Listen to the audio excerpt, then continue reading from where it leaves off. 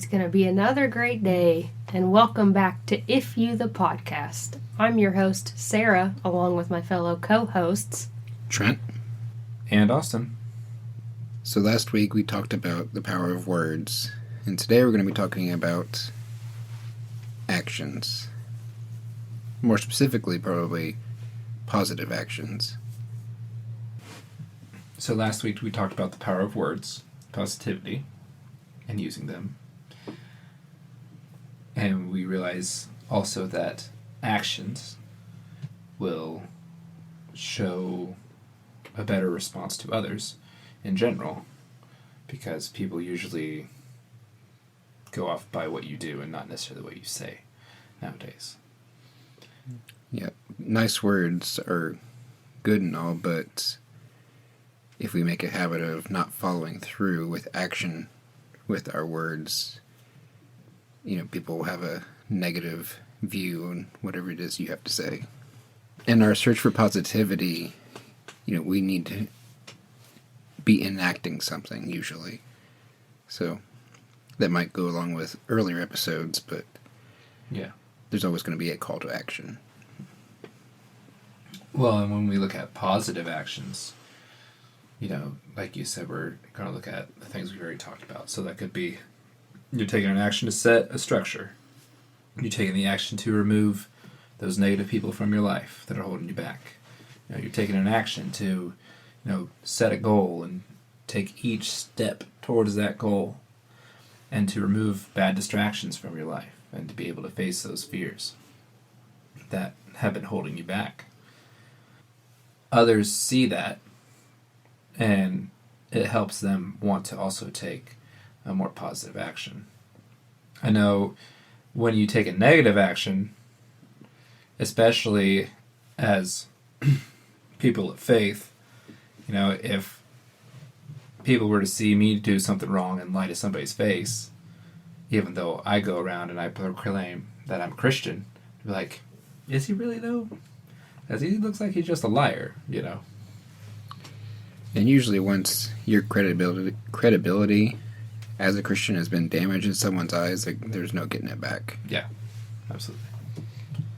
Even though that goes on to us we're all sinners. Yeah, practicing grace and forgiveness, but yeah, to someone outside of the faith, it's not going to be understood that way, maybe. Yeah. But the same goes with with friendships and things like that. I mean, you don't want to be like, yeah, I'll be here at a certain time, and then not show up. Don't be that flaky friend, or just somebody that they can't depend on. Because who are you to them then? If you want to have good friends in your life and good people in your life, you got to show them that you are going to be a good person. And that goes by, you take the actions to do what is necessary. Whether it's showing up to someplace on time, whether it's, inviting people over, or just, being honest with them, with how you're feeling about things, and maybe even showing that you need help in some way. Yeah, it's important if you're going to call yourself someone's friend that you should be a faithful friend. Yeah, I think what it comes down to is with communication, it requires action. So if you say you're going, you use your words and say you're going to do this, or you say you're going to be this person, or you say you're going to go and do this, it requires the action of you actually doing what you say, versus you can use actions to show someone or tell someone what you don't need words to tell them. So I think that's why when it comes to actions, holding yourself accountable for positive and especially your negative actions is a much bigger deal. I would say people who find, like you said before, people who see you do something negative based on your actions, or even if you were to treat somebody else negatively, even though they weren't, involved at all, but they saw what you did, that would instantly turn them away from you. You just unknowingly canceled a possible connection to have a good friendship with somebody. Or if it's like a goal or career strive, like maybe this person could have taken you to the next step in your business or your goal, and you just cut off that bridge and you didn't even know it. It really makes you think, you should be, for lack of a better word, like on guard when dealing with everybody, because you never know who's watching. Yep. Just like little kids taking everything. There are some things my kids have picked up that I'm not going to name on this podcast that I have done at home. And I'm like, I'm sorry, honey. At least you know they're mine. No. Yeah, absolutely. Kids are they just pick everything up and they're mimickers. Yeah. You know what I mean? Why? Because that's how they learn. They mimic you. They listen to you. They just repeat everything you're doing back to them. And they learn as they learn to grow up. And it's like your little actions you don't realize you don't want your kids to mimic. You know what I mean? With other kids around them because they don't know any better. Even as little as just slapping your partner's ass or, you know what I mean? Just little things like that you don't realize. You're like, oh, I should not do that in front of kids. You know what I mean? Because it's like, oh, I'm not promoting things I want kids going around doing to other kids. You know what I mean? It's true. And especially with kids, I mean, it applies to everybody, but your actions could be traumatic to them. Mm-hmm. And kids, when they have something traumatic happen to them, like that sticks with them forever. Yeah. So I remember this one time, my daughter, we were traveling, and we were waiting at an airport. Well, the airport had like a kind of indoor playground kind of place. And my wife are affectionate in public and stuff, and we're not, afraid to show that. Well, my daughter thought it would be okay to go up to a stranger's little girl and try and hug and kiss her. It's like, no. No. Like, you can't just do that with anybody. Like, let's reel it in a little bit. We apologized, and of course the mom thought it was cute and all, but, it's just like, even if it's a good thing, you still have to be careful what you do, set up those social boundaries early. Yeah. Yeah, maybe talk about that. She was only like 2.5, so something like that. Yeah. You caught it early enough, it could be okay, a learning lesson, like we can't do this. Yeah. I think an action we don't tend to realize is an action, though, is the action when we do nothing. Yep. We do that a lot purposely, too. Oh, yeah. Sometimes that's the first way we let someone know that we're unhappy with them, is just ignoring them or, being silent or not showing up. Mm-hmm. Which is toxic. Yes, extremely Like, let's toxic. think about that. Everybody does it. Okay, let's all be human. Everybody does it. But that is one of the number one things I try to pin myself on when I'm in conflicts with other people. Because, no, it doesn't feel good when it happens to you. You know what I mean? So what do you have to do? You have to lead by example. You have to make sure you're not doing the things that you do not like to other people just as well as what they expect out of respect that they don't like. You know what I mean?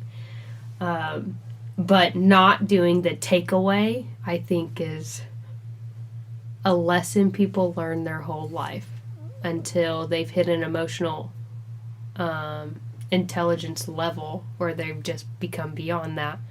That's something I think most of the population fights within themselves. Mm-hmm. And I think we do it in a number of ways. It could be because you and your partner got into an argument over something and you're just trying to ignore each other. I think also it could be you're just trying to distract yourself from a rough day you had. You just don't want people to approach you. I know I've had times where I've just come home and I'm just like trying to cuddle up on the couch and just ignore the world. And yet my children over here, they want dad's attention, you know. Yep. Like, pick me up, let's play. And I do, but I'm not happy about it. Because I'm just like trying to decompress when I should have taken some other time to decompress. And, I admit that, and that's my fault. But like you said, we're all growing and learning. And then I think also in times, like if you look at relationships, an action is like picking up on people's silent cues of not necessarily like when you're arguing. For instance, my wife, if she's, just sitting down for a little bit, and I can like tell on her face or by her mood, not something that I did, but I can tell and be like, she's not happy about something.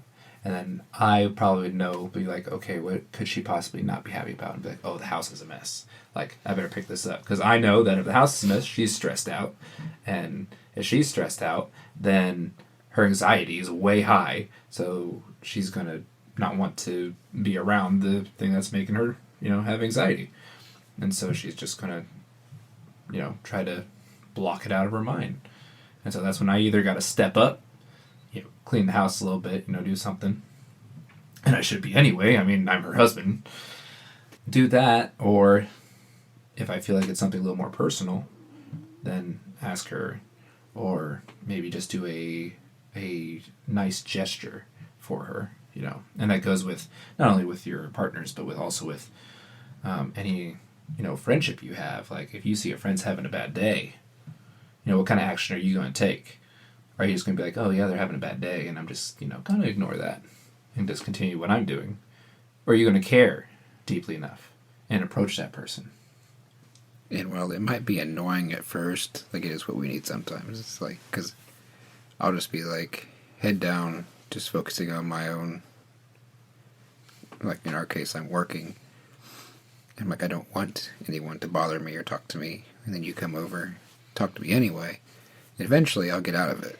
Like my bad mood or whatever, and I'll, respond and, wake up a little bit. But I do appreciate that from you guys. I wasn't specifically talking to you, Trent, but I'm glad you took the You initiative obviously on that one. No, but I think a lot of that has to do with you have to take the action to respond. And actions is what will get us out of our funk. Yeah. We get in our own heads sometimes. And, are we just going to sit there and let it spin in our head? Or are we going to take a step to get out of it? And that could be responding to somebody approaching you. Or it could be simply like, oh man, I got to go to the gym. Or I got to go for a jog. Or, you know what? I need to go to the store. I need to call up a friend. I don't know. Whatever it might be. And, you got to take an action to get yourself out of that. So, and what do you see, Sarah, frequently that comes up? Like, what action do you feel like you need to take most often in order to keep you into a positive mood? Keep me into a positive mood? Yeah. I operate a lot in anxiety. And so when it comes to keeping me in a good mood when others around me are not, or there's something going on, a lot of it is taking a step back and having space to myself as well. Because whoever that is, they're allowed to have their space. They're allowed to be a human being and have a mood and an emotion. They're allowed to do all these things. And if they're just sitting there, they're doing it in a positive way. They're not outwardly bringing, their negative mood to other people. They're not treating someone poorly. They're not being mean to them. It's all in here. So my first option would be to take a step back. Because my first response is going to be, oh, I did something. No, I know I did not. I did not do something. You know what I mean? Like, and if I had, and when I noticed the reaction to it, I would have addressed it right then. And I tend to give people the space. And then I, myself, am at a level where the word expectation is high, but it is almost an expectation that if you have a bad mood and it is with me personally, you will tell me that. Don't make me guess your mood. It is not my job to guess your mood. It is your job to communicate to me. Especially if I personally have done something wrong. Or you're at a level where it's like it will be affecting people, you know what I mean? Like kids are being turned away, or Like, I just don't want to hang out with you today. You know what I mean? If it's to that level, it's like, okay, like you've got to choose to walk away. And if you can't do that and you continue to hold this negative emotion because I am not reaching out to you in that mood, well, that is a me problem, so you should be communicating that too. If it's bothering you that I'm not asking you what's wrong, then you should have already spoken to me. But I'm also a very boundaried person because I am learning self-love, so I know my expectation towards people is much, much, much higher. But personally, that would be my pattern length. But reason being is because when I am upset, you have to give me a second to level out, because I shoot up to the top first and I slowly come back down. So that's why it's like when I'm in a verbal conflict with somebody, it's really hard for me to stay calm because I don't slowly get mad like a lot of people do. You'll say one thing and I flip a switch and I'm 100% mad. And then while I'm operating in full mad, you know what I mean, and trying to remain a healthy human being communicating within this full mad, probably the way I'm communicating is portraying, coming off into you and you're seeing it. And if you're in a conflict, then while you're slowly getting more and more mad because I'm mad, I'm coming back down. So that's why, so that is why my first response, especially when I'm angry or for other people, naturally is to let them be in that space for a minute, to give them an opportunity to even feel themselves out. Because I know it's not always right off the guard, and I don't like to communicate feelings of anger. I want to know what emotion is below that. Because I don't like to pin my feelings, I'm angry at you. No, I don't feel like anger is the emotion you should have been conveying. You should have taken the time to find out why you are angry, because that emotion is always going to be sad, hurt, and stuff like that. But yeah, that's why my first response is to first, if I notice someone is having an emotion, to step back and just let them have that. And it also gives them time, where it may be an emotion that is so little, if you just give them a minute, they're cool, they'll wash it away, and they'll return right back to normal. What about you, Trent? So actions I take, especially lately, have been just go to the gym. I don't really have a problem dealing with anger, I think. My biggest problem would be just dealing with like depression and that spiral. And so I usually have to do something to get out of that. I mean, that could be as simple as just telling myself to stop, and observe what's happening in my head. And, usually involves rationalizing what's going on. And if I can't do that, the next step's like, right, well, I need to go and do something else. Just like get out of the house, just go do something. So that could be the gym, go to the store, go see a friend, something like that. So if I see that someone else is in the mood, usually I leave that person alone. Like probably what you do, but you're probably more like, all right, you've got like 10, 20 minutes, and I'm going to talk to you anyway. I usually just say, all right, I'm just going to leave it alone. And, if it is a problem that I have to address, then they'll probably come to me with it. I think it's very circumstantial, but I usually avoid conflict. So that's harder for me to do. Like, I usually don't go to someone with purpose, like, all right, we're going to hammer this out and figure out why you're upset or whatever. But if I'm, like, say, talking to one of you guys at work and I notice that something's off, I might say, hey, how you doing? Or what's going on? And, I'm more than happy to help somebody. Yeah. But afford them the opportunity to open up and give them, like, address it kind of, and give them the opportunity to say something, but if they choose not to. Yeah, I usually don't push it or even expect anyone to, like, come to me or talk to me about their problems, but if I know I've done something, usually my first instinct is just, just come out and say it, like noticed this happened. You don't talk about that. Goal is not to do things to people to make them upset with me. I don't think any of us want Yeah. to make them upset with us. That's Yeah. what you're like. I think just being humans. Yeah. You know what I mean? We're all completely different, trying to coexist in the same space on earth that other people are. And there's just going to be people around you that are so different you just don't understand. You know what I mean? Like why would you do that? Like, they have a reason why they did it. You know what I mean? It's just not the same thing that you would have done. See, and I say that, but there have been people who've actually told me, like, I want to get you upset so I can see what you're like when you're angry. I know what you're like when you're upset, though. You're quiet and you don't smile as much. You still smile, but it's not as much. Yeah. Well, like I said, I think part of it's just a muscle reflex that I do. Your face is just stuck like that. Yeah. But yeah. No, yeah, I do tend to get quieter. And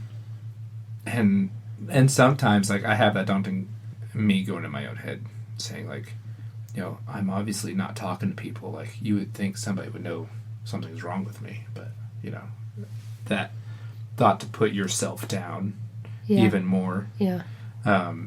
Is it a thought of wanting people to recognize you're in a bad mood and they're not? Like, do you go through that filter like some people do? Like, Sometimes I do. And it can be because, like, I'm an extreme extrovert, and I'm used to attention. you know? I mean, I'm just going to be honest. And when that part isn't there, then, like, my brain can think that. Yeah. It's not like something I'm trying to will. But Yeah. It can think that sometimes. Or it could go to be like, well, these people, were actually my friends. They would notice this. Yeah, that's your brain trying to blame others, you know yeah. what I mean, for a response you're digging for but not communicating. Which is never, ever their fault. It's completely mine. Or whatever negativity is trying to feed into my head. Yeah.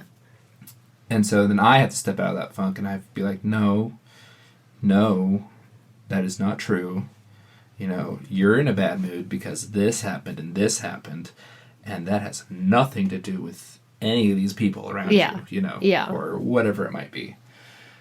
And be like, okay, what can you do to get out of this mindset? And, and sometimes I might just start singing to myself, or, I might just start thinking about, doing an RPG game or something like that. Just kind of soak my brain into a fantasy world, just whatever it might be.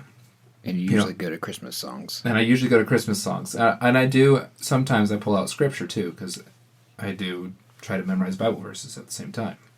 And so I might pull that out, just get my head out of it, And then when it comes to, like, noticing others, like, I actually have to fight the will. Like, if I see Trent, for instance, in a bad mood, like, I have to fight the will to just straight up go to his face and approach him and be like, what's wrong with you, bud? What's going on, Is it the people pleaser in you?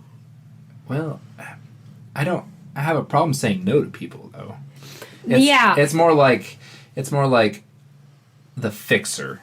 Yeah, me, So you want to know what's wrong with him because you want to make him not sad. Right. Yeah, right. that's the people pleaser in you. You don't want people to be upset because you feel like you got to fix it. I do that. Yeah, but I fight myself in my head a lot with that too. Yeah. And it's just with anybody I see, Yeah. Yeah. Like, okay, do I leave them alone? Do I not say something? Like, what do I do here? Do I approach them? I don't know. In that sense, I almost trap my mind in thinking, I have the responsibility of all these people around me. Yeah. It's a dangerous place to be. but I know that I don't, and and everybody has their own free will. They do what they do, and everybody's got their own demons that they gotta fight. And so I've been trying to get to the place kind of where Trent's at, be like, if they have a problem, they'll approach me. Yeah. Or if their problem seems to be affecting those around us, or around me, then, I'm going to approach them because you're starting to become a toxic person. We don't want that. I think the biggest thing, though, is finding that balance, for yourself and then with others. And, you have to be on guard about your actions, like Trent mentioned before, but you also have to be open, to receive help. And I think that's a huge step to take for personal growth. So we talk about actions mainly in a relationship, those around us, how to react. But let's shift it a little bit, and let's say, what kind of actions do you think you need to take if you're like trying to pursue a personal goal for yourself? What is generally a first step that everybody should take, no matter what they're trying to pursue? Like, if you're wanting to get into something new, what's the first thing you do? YouTube it. I was gonna say research. Yeah. Research. Yeah. You take the first step to do it. I think those go hand in hand, because you need to have knowledge in order to accurately take that first step. Yep. And maybe that first step isn't going to be 100% perfect, whatever it is, but the point of taking that step is like, okay, well, this wasn't bad, and I know the things I can improve on, so my next step is going to be, I'm going to do it better the next time, whatever it might be. You have to take the action of realizing the fault in each mistake that comes along the way, that the actions you take are going to start shaping the person you are. Because when you start pursuing a certain goal, you are more defined by your actions. And so when your failures come, are your actions going to display that you're a person who fights through the failures and improves? Or are you going to be that person who just sinks back down into the mud, and just gives up? And if you give up, then what are you going to do? If you have no goal for yourself, then you obviously have to find a way to deal with whatever it is you're dealing with. So what are some actions you guys take to help you get out of a funk, or get out of, like, if something puts you in a setback and you feel like you can't do it, what kind of actions do you take? Like, for me, if I fail to do something, like, let's say voice acting, let's say I fail to do an audition, and this has happened several times before, I am in a group of voice actors, and, oh man, I put my heart and soul into this, and then all of a sudden I didn't get the role. It's like, am I just gonna be like, maybe voice acting is not for me, I'm, not gonna do this. The general action, I'm gonna be like, okay, all right, how can I do better? What do I need to improve on? And maybe I do need a day to get out of my head, take a break from it. But I take my step back into it, because that's what I have to do. If I'm really wanting to be good at something, I have to keep pushing forward. And that can be your personality too, that I have, just that drive that I need to keep pushing.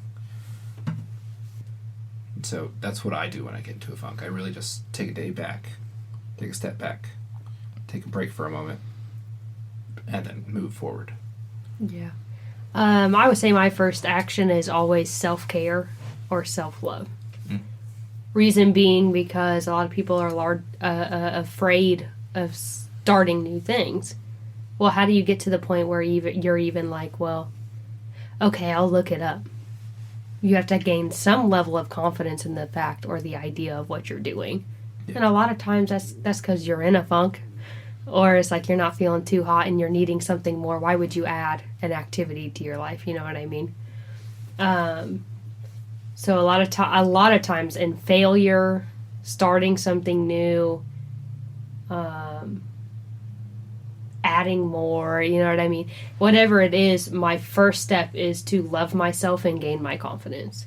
Because if I gain my confidence up and I start at that level, I know every single time my result is much better. than had I not, and I just half-assed it into a beginning.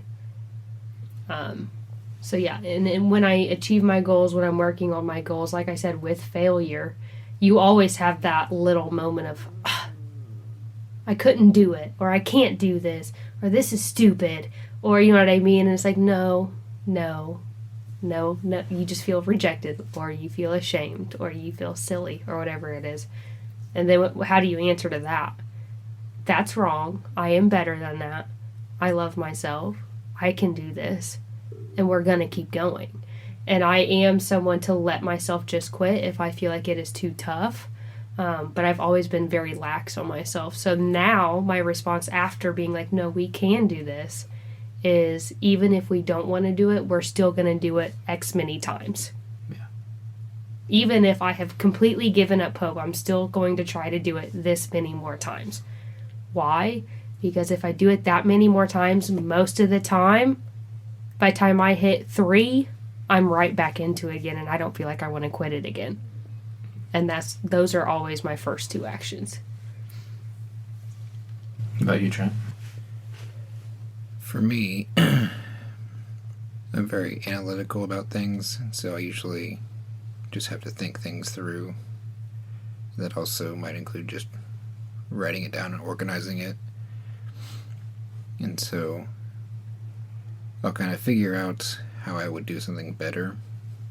For me, though, like, once I start something, just my nature, I don't quit, like, whatever it is. And I have much more problem actually starting something. But once I do start something, then I stick with it usually. But I think also, like you said, like, take a step back, take a day off or whatever. Typically, I don't need too much motivation to get back going again. I heard this once. It's from one of my vocal coaches that I have been watching, and he said there is a teacher for pottery class, and he gives half of the class, he says, I want you guys to make one single pot as perfect as you can make it, each person, okay? And they have 2 weeks to do this. And other part of the class, and he says, all right, I want you guys to just make as many pots as possible. Like, you have 2 weeks to do it. Make as many pots as possible. When the 2 weeks came, guess which pots were the best? The more pots. The more pots. And it's because with each one that they did, they realized they could improve on the next. And that is an important action to take. Yeah. When you fail, look at what you did, improve. Because you will eventually have the more perfect pot, and somebody will notice that, or you will see it in yourself, if you're not trying to present it to somebody in a business or a career. But, like, if you're going to the gym and you're going to be doing these workouts, you're going to see yourself improve every time. And you could increase your form. You could increase your weight, your reps, whatever it is. And then if you'll see the physical change over time, and then you realize, oh man, I'm chiseled, Not that I'm chiseled, but but the same goes with me with voice acting. Each audition, I can do the next one better and by improving. And so the same goes with, whoever is listening. Like, whatever you're striving for, failure is a good thing. Kind of like, you brought this up before, Sarah. On Meet the Robinsons. Where they celebrated their failure. They're like, yeah, you failed. And it's like a big party. Yeah. Yeah, that's literally one of my favorite parts of, like, any movie. Because I was like, what if we did that? That would be so... You know what I mean? And, like, people wouldn't be so afraid to try things. People wouldn't be embarrassed. Like, imagine the things we could have created in this world already had we celebrated failure. Yep. Instead of... It's so easy, especially at a young age, but then when you develop it as a young age to an adult, like, it's so easy to point out other people's flaws. Yep. And their failures. Don't be that person. Yeah. Just because you've been somewhere, done something, and you never would have done that because of the places you've been, I promise you that person or persons have been a place you have not, and they've got better skills than you in something else. Oh, yeah. So to sit there and judge them based on where they have been in their life over one aspect, not knowing their entire life, come on now. It's true. So take the positive action to keep going forward. You know, to reach out to somebody if you need help, and maybe even take a break if necessary. But your actions do speak louder than your words. So what kind of person are you going to be? Are you going to be a person who shows action and positivity and love and care? Or are you going to be the kind of person who shows anger, shows loneliness, and shows selfishness? So whatever action you take, make sure it's positive. So now that we know that we need to take positive actions in our life, next we're going to talk about the fruit that we're eating and the fruit that we're bearing. In other words, what you see, what you say, and taking in and what you're dishing out. All right, guys, thanks for another week here at the podcast. And remember, you are loved. Always be kind. And keep trying. See you next week. Bye!